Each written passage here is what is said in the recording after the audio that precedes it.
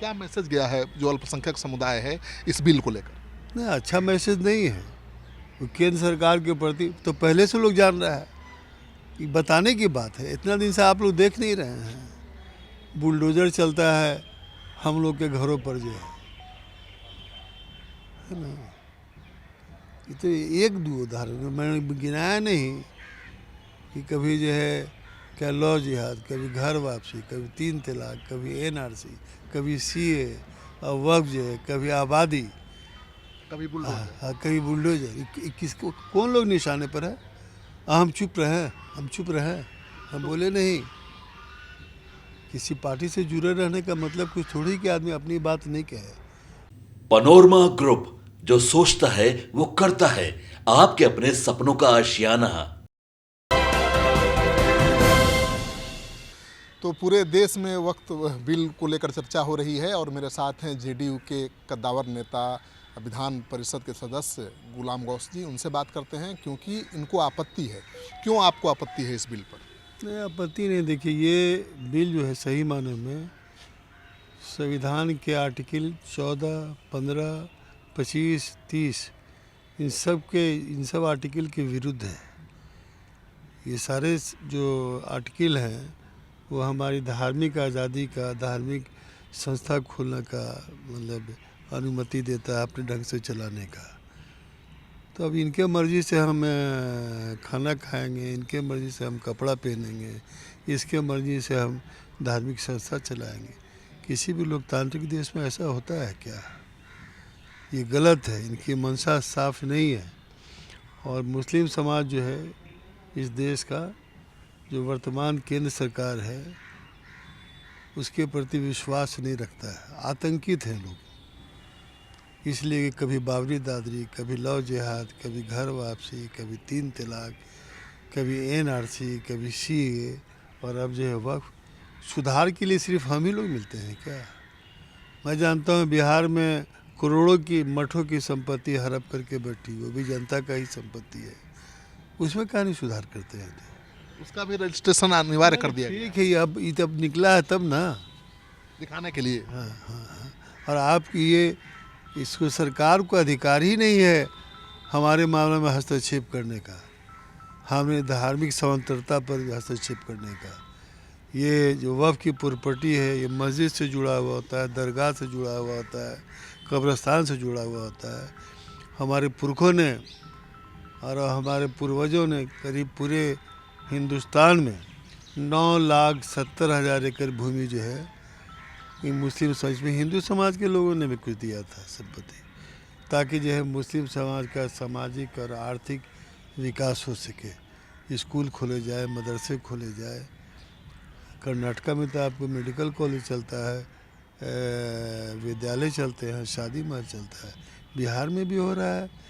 आपने देखा होगा कि बिहार में जो नीतीश जी का, माननीय मुख्यमंत्री जी का ड्रीम प्रोजेक्ट है अल्पसंख्यक आवासीय विद्यालय, तो उसमें 8-9 जगह बिहार के वक्फ बोर्ड ने ज़मीन दी है।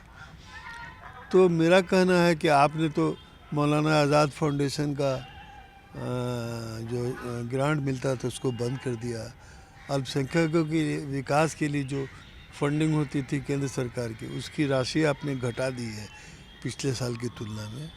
तो आप भी कुछ नहीं दे रहे हैं और हमारा जो संसाधन उस पर भी आप कुंडली डाल रहे हैं। मेरा स्पष्ट मानना है कि सरकार की नीयत जो है वो है हड़प के वक्फ की प्रॉपर्टी को मतलब हड़पने की, जिसको सरकार तो कह रही है कि बेहतर प्रबंधन के लिए बिल लाया जाए। हमारे यहाँ प्रबंधन होगा, और जगह प्रबंधन की आवश्यकता नहीं है। सब सुधार हम ही लोग में होगा।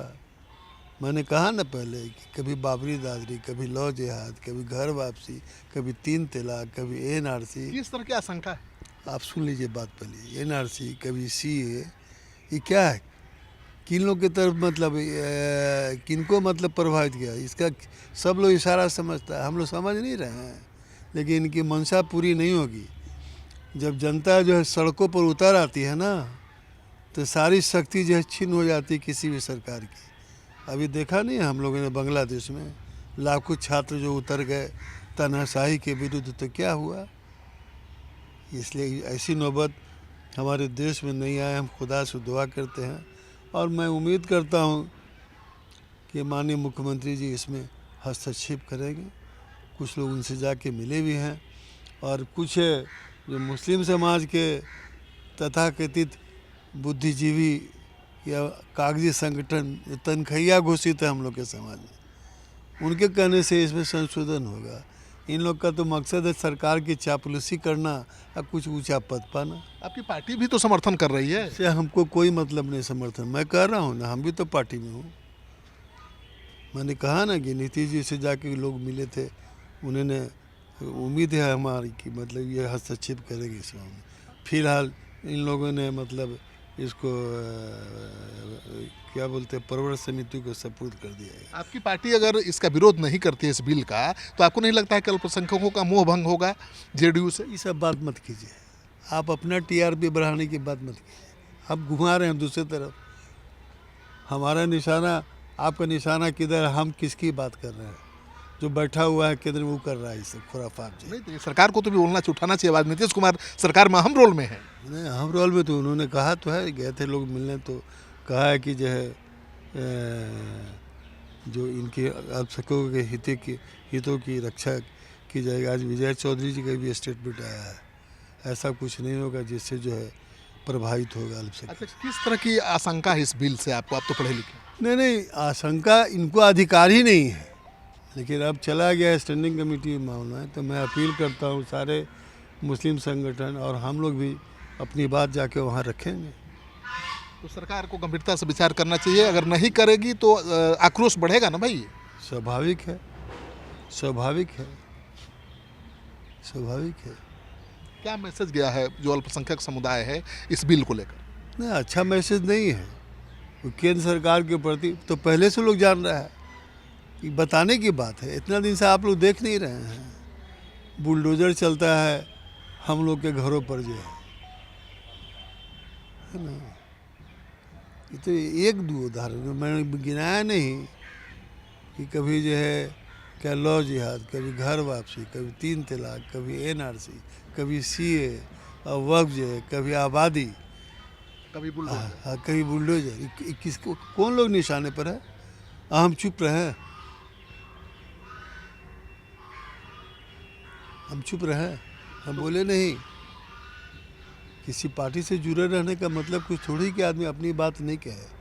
अब मैं समझता हूँ हमारे माननीय मुख्यमंत्री जी संवेदनशील है, उन्होंने बहुत से अल्पसंख्यकों के लिए भी काम किया है बिहार में, इसमें कोई दो राय नहीं है। चाहे वो 10,000 तालीमी मरकज़ हो, चाहे 16,000 उर्दू शिक्षकों की बहाली हो, चाहे वो अभी 2 जगह अल्पसंख्यक आवासीय विद्यालय खुलने जा रहा है। पूरे बिहार में 13 जगह अल्पसंख्यक आवासीय विद्यालय खुलेगा। ये मुख्यमंत्री जी का ड्रीम प्रोजेक्ट है। वो संवेदनशील व्यक्ति हैं, निश्चित रूप से वो कोई सार्थक प्रयास करेंगे। तो गुलाम गौसी का कहना है कि पार्टी का भले जो स्टैंड हो, लेकिन वो अपनी बात, अपने समाज की बात पूरी प्रखरता के साथ सामने रख रहे हैं। और मुख्यमंत्री नीतीश कुमार से बहुत उम्मीद है, क्योंकि बीजेपी के साथ सरकार चलाते हुए भी हमेशा अपने सेकुलर क्रेडेंशियल को बचाए रखा है। और इस बार जो अल्पसंख्यकों की समस्या है, ये बड़ा मुद्दा है, उस पर जरूर गंभीरता से विचार करेंगे मुख्यमंत्री नीतीश कुमार। ये गुलाम गौस जी को उम्मीद है।